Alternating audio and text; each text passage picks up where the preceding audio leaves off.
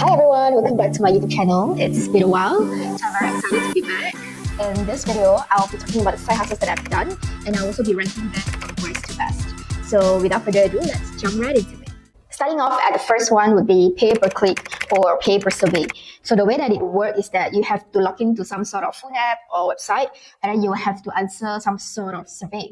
In terms of the earning, you would actually earn points from answering the survey, which you would then eventually convert it into coupons. Earning wise, I don't really see a good growth over there, so I eventually stopped.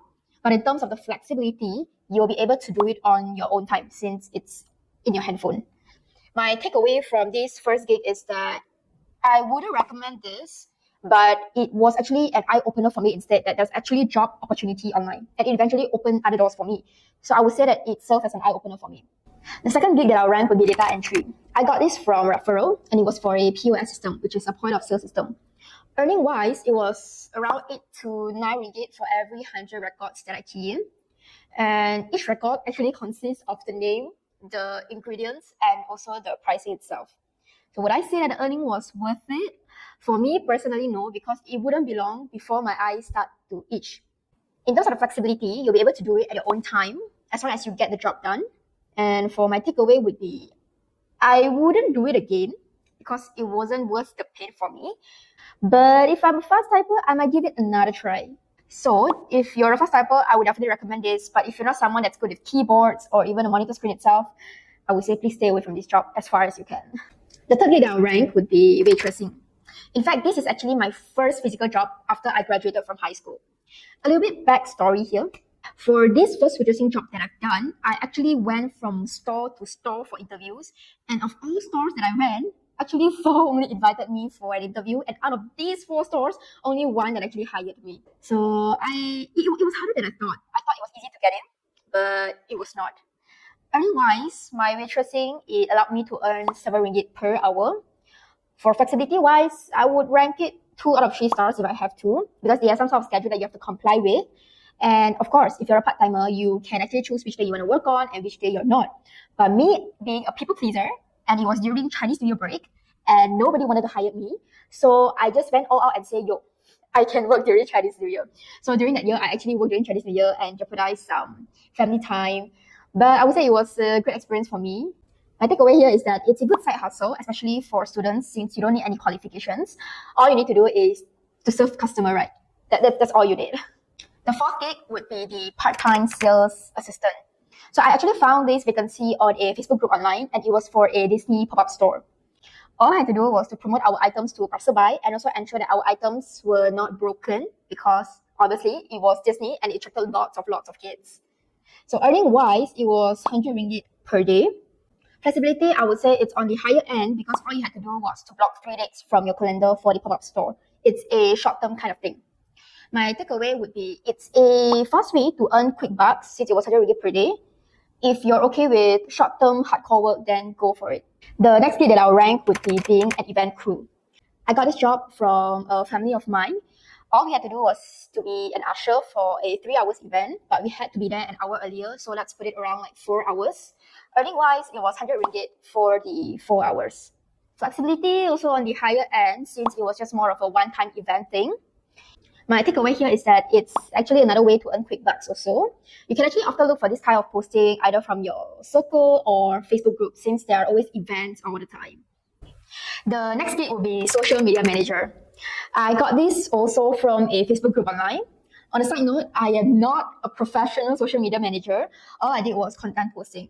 So that time, I was supposed to post around 3 contents, either videos or pictures. Earnings-wise, I was earning around 500 a month. Flexibility, quite good also, because all I had to do was to schedule the posting at the beginning of each month. As of my takeaway, I would recommend this to my friends since it was a relaxing side hustle that doesn't require a lot of time and commitment. In fact, it still lets you earn a good amount of money on the side. The next gig would be website developer. I got this from a Facebook group online too. I have an advantage here since I'm a programming student, so I'm using my skill as a leverage here. As of this gig, I actually have a middle person who will discuss all the project details and also layout with the client, which then later on passed to me to complete the whole entire job. Earning-wise, it was around 800 to 900 per project. For flexibility, it was quite good as well. I can do it at my own time, and all I had to do was to make sure that I complete the website within the time frame given. As of my takeaway, I would actually recommend this to all programming students out there, since it was a no attachment job and just a project-based earning. So it's quite fair and square. If you don't like the pay, then don't go. If you like the pay, then just do it. The next tip would be workshop tutor. I got this from a Facebook group online too. It was about teaching a group of international students aged 6 and below on life skills. So at that point, we had to work on art and craft, which involved a lot of sewing and also hot glue gun. Earning-wise, it was around 60 ringgit per hour.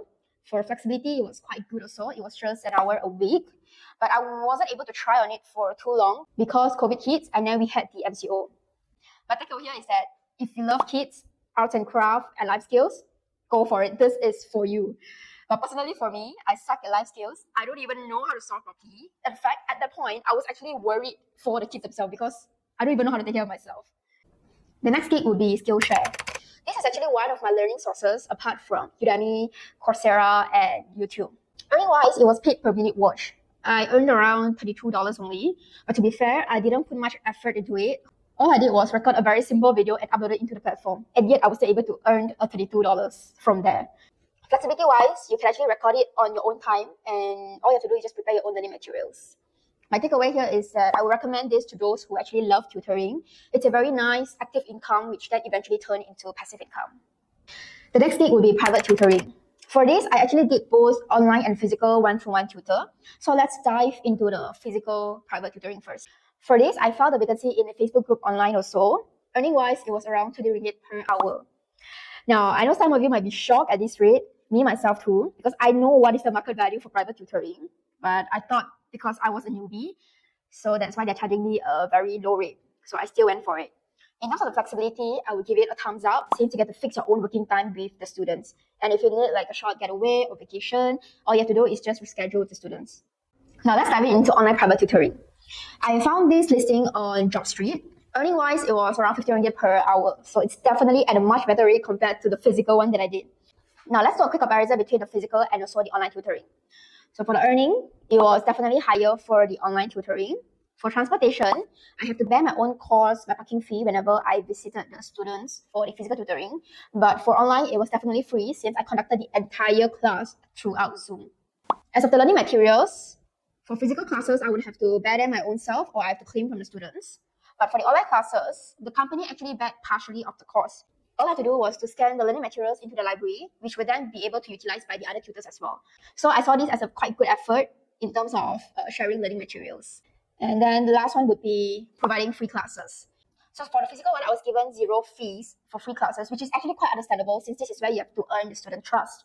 But for the online private classes that I did, the company actually still gave me a 20 ringgit subsidy. So it was quite a win-win for both sides.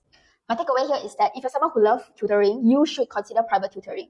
The pay is good and you get to fix your own time. But you should always compare the rates and know your value. The next one would be a freelance graphic designer. Now, on a side note, I am not a designing student. I have no certifications in designing field or whatso. All I did was learn my designing skills online, mostly from Udemy. And also definitely all thanks to my bestie Joe for introducing me to graphic design. So for this, I actually stumbled upon Fiverr, which is an online marketplace for freelancers. So when I initially dived in to do market research, I found out that it was oversaturated with graphic designers. But I was free anyway during COVID. So I was like, why not just give it a try? So I straight away dived in and listed around 7 to 8 gigs since that's what Google told me to do so that I can get higher searches in terms of my services. I still remember waking up every single day, looking at my phone to see whether anyone has ordered my services. Until this day, I still couldn't forget the happiness that I went through when I saw the first order in my profile. Because never have I thought that one day, somebody, a stranger, across the world would actually order a designing service from someone who has no design certifications. So it was definitely a boost of confidence for myself. After the first order comes in, then the second comes in. And little did I know, the order then just keep coming in. And I actually had to ask help from my friends to take on some of the gigs. Earning-wise, the highest that I've earned was around 3K per month due to the currency conversion. Flexibility-wise, it was quite flexible too, since I was able to work it at my own time or sometimes even midnight if I had something to do in the daytime. My takeaway here is that initially I thought that the platform itself is oversaturated with graphic designers. And in fact, I was quite hesitant in the beginning to even dive into this platform. But I still went for it anyway. So for all freelancers that are watching this video right now and have been wanting to monetize your skills or your talents, this is the calling for you. You never know what's waiting for you out there. So just do it. So friends, I just want to let you know that it's a sea of opportunities out there. You have to look for them and not wait for them to knock on your doors. If I've not been scrolling through my Facebook group every single day, I would have found out all these opportunities. All you have to do is just step out of the comfort zone, and before you know it, one thing leads to another. So if there's anything that you want to know more about the side hustles that I've done, feel free to leave them in the comment section down below. I'll try my best to answer all of them. Remember to click like and subscribe if you find that this content was really helpful and useful for you. Bye!